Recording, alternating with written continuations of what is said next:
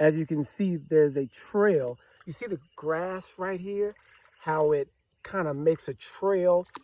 The river makes a trail through the grass. What he was telling me is that at one point, the grass was all the way across the river, and the river was so choked that you couldn't travel through it, that you couldn't take a boat and get through it. But about a year ago, during the flood, so we had a flood about a year ago here, and we experienced the flood too. We were actually surrounded by water on all sides.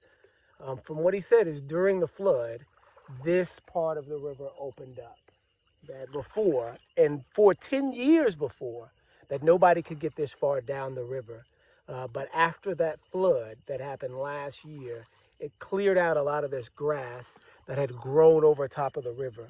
From what he says is that the spirit of the river did not like the way that the people were treating the river and grew the grass over top of it intentionally to choke the river off. Is that correct? Yes.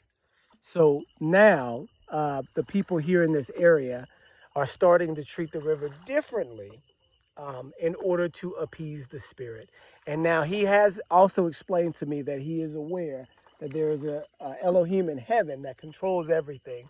But he's also saying that this spirit here of the water actually floats on top of the water. And what he said is that slapping the water down is like waking it up out of its sleep. That's your understanding of the spirit that operates in this river. Yes.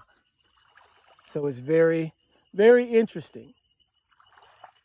So here in Africa, in Ghana, the world of the spirit and the world of the physical are more closely aligned, you would say, than in the West, right?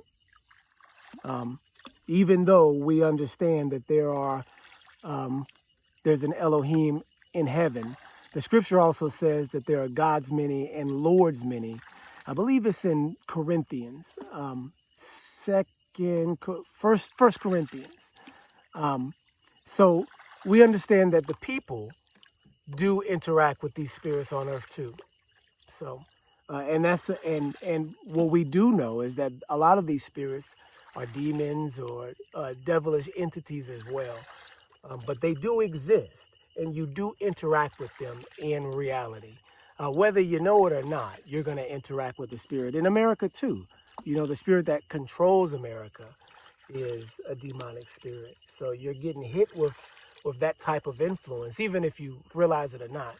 I think the difference is here that the people do realize it. Okay.